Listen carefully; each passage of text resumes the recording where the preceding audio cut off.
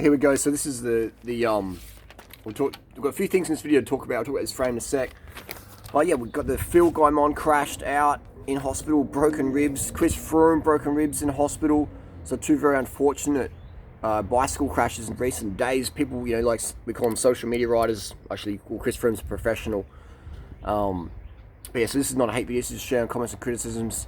Let's talk about the Chris Froome one. He had a disastrous crash out of the Tour de France. What's the deal with that? I mean, some people are saying, should we ban time trial bikes? That's probably not a bad idea, I mean, the bike manufacturers, how many time trial bikes do they sell?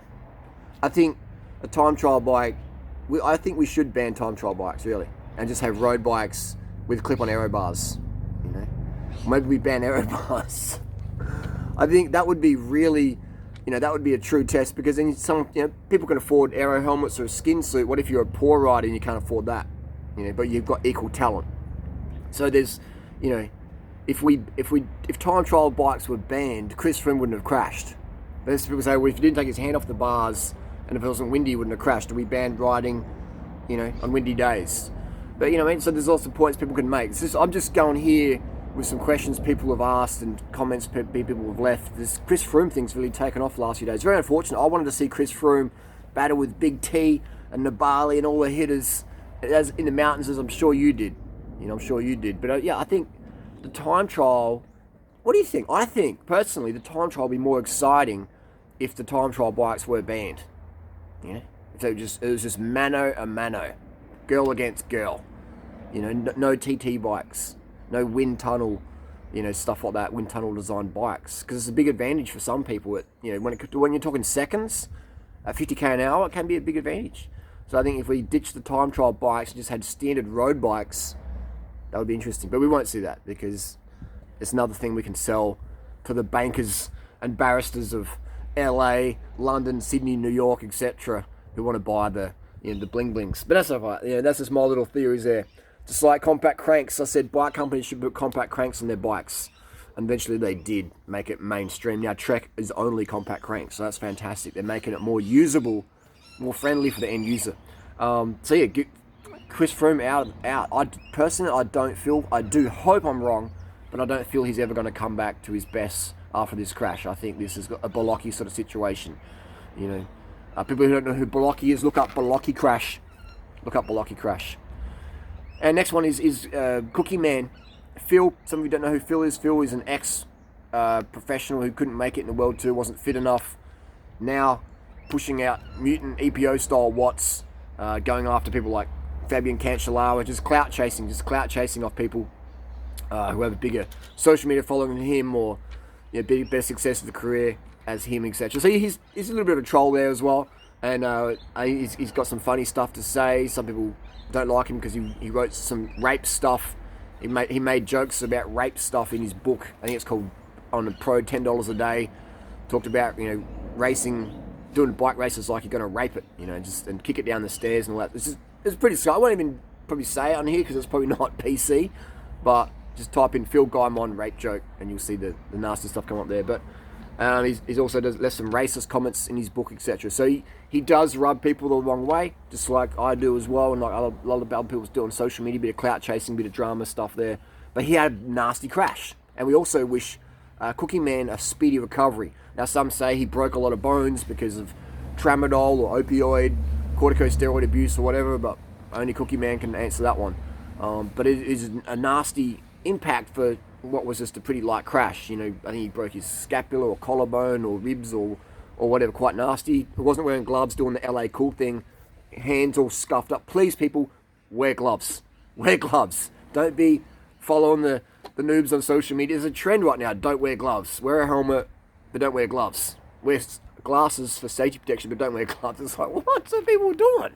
So his hands are all crunched up, and that's one of the hardest parts, because you can't wipe your ass, but it's not good. Look after your hands, people. Look after your hands. I even wear gloves just going to the shops. You never know when you're going to crash. So anyway, Cookie Man is in hospital. People are saying, what was he doing as a Div 5 track rider, experience-wise? I mean, just because you can put out EPO mutant watts, which he does, which he has, why doesn't mean you should go into a track race. with experienced track riders. That's dangerous for anybody. It's dangerous for me or you. It's dangerous. I could go and race Div 1 now, but I wouldn't. I would go up, Div 2, do some Div 2 races, maybe even a Div 3 race, just to sandbag and troll a bit. Yeah, but I don't have I've sort of lost the, you don't lose it, but it's on standby, that fast bunch maneuvering, you're buzzing tyres and stuff. You don't just jump back into that high level, And this is the first time Phil's ever done that, so that's really immature, entitled, pretentious, just stupid. I would never recommend someone just go into high-level track racing who's never done it before, or who's if they've done it before and had a big break. That's just so dumb. That's so entitled. I'm putting out mutant watts. I'm going to go do that. I wouldn't do that. No one should do that. That's stupid. That's why I even recommend people who do bike racing start in the easiest grade possible. You might be fit enough for C grade or Div 1, but if you don't have any experience, it's very fucking dangerous for you and others around you. So it's lucky that injuries weren't worse. It's lucky nobody died. People do die, in track races. So it's very, very serious. So please, people out there, you might be super fit, you might be doing EPO or prednisone or whatever, might have a special coach in Italy. But if you don't have the experience in that element, then ease into it. That's a good thing about running. That's why I recommend running races, because what can go wrong in a running race? But a bike race, it can be fucking disastrous. You got bits of broken carbon shards and disc brake rotors, and people get really badly hurt. And nobody, I don't want to see anybody crash. I don't want to see Cookie Man crash. I don't want to see anybody crash. Crashing sucks. It's horrific. I don't see anyone crash. So this video, there's no agenda or whatever. It's just seriously, people out there, please take care. Look at Cookie Man. Mutant level watts. He can push out more watts for 10 minutes than probably anyone in the world did this year in 2019. Mutant levels, watts per kilo wise. But it doesn't mean that you're going to be experienced on the track. All right? So you can be super experienced at pushing out mutant watts, doing whatever it takes to get there. But it doesn't translate to bunch handling skills, etc. Even if you've got a background, the track's totally different. Same as the track, or actually, if you're good on the track, you're going to be good in the bunch. The track is like this. It's next level. All right? The track is no room for error. There's no fucking brakes. There's no brakes. There's no brakes. That's next level shit. So that's why you see a lot of guys, Jack Bobridge, Rowan Dennis, Adelaide crew, they go into road and do really well. Wiggins, Geraint Thomas, they go from the track. They've got incredible handling in the bunch.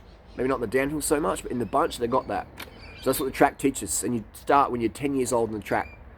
So what Cookie Man's done, he's gone in there as a 30-year-old, a 30-year-old, racing people who've been doing the track since they were 10. Very dangerous, very pretentious, just very dangerous and very noobish, So a lot of people have been saying on the forums, blah, blah, blah, what's he doing there? He shouldn't be there. He should be there, but in a lower grade. Just start with, if you're Cat 5, handling skills, then racing Cat 5. People often say, what race should I start in as road racing? Start in the lowest grade possible. Start in the lowest grade possible. And go at the back and just sort of feel it out. You might be super fit, but I've seen so many crashes the last 20 years of people, I can do this, I can do that, and then bang. Ease into it, man.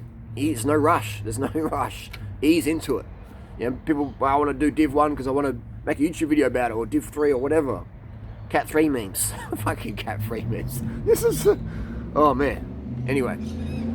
That's the deal. Anyway, and I want to talk about the frame. This is the exact same frame Phil Gaimon rides. This is from lightcarbon.com. And if you want one of these, you get one off Cookie Man for $2,500 US. I'm doing a sale. This is the proof. It's coming from...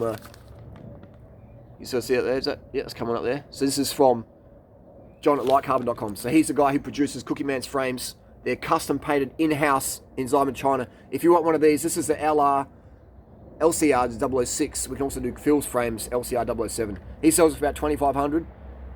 Bit of friendly competition here. I can do this frame, or Phil's frame, for $699 USD, custom painted in any paint you want. If we're talking airbrushing, extra little faces and cookie monsters or whatever, it might cost a bit more. But bold print, bold paint, etc. $699 US. So go to durianrider.com. We can hook you up one of these. This is the exact same frame Same company, same painters, everything as Phil's riding, and $699 US. Fantastic frame, proven as well. A few other companies use this frame. It's just an open mold Chinese frame from lightcarbon.com. So yeah. Anyway, let us know what you want, and this is the day, man. But again, people out there, please take care. Please take care on the road. You know, be visible, bright colours, pay attention when you're talking to your mates. Don't ride along like that, talking to them. Have your eyes at the road, maybe move your mouth. All right, please take care out there. If you're inexperienced at racing, start in the light levels and stay at the back of the bunch. Just feel the vibe. You know, don't be in the middle of the bunch. And for your first few races, stay at the back, stay at the outside, maybe stay at the dead front. Actually, probably stay at the back or the side. That way, you know, stay at the back. Stay at the back, get the feel for it. So, right, do a few races. Oh, so dangerous out there. And don't abuse tramadol or opioids or prednisone, etc., because those things lower your bone density. And if you do have a crash, it can be really disastrous.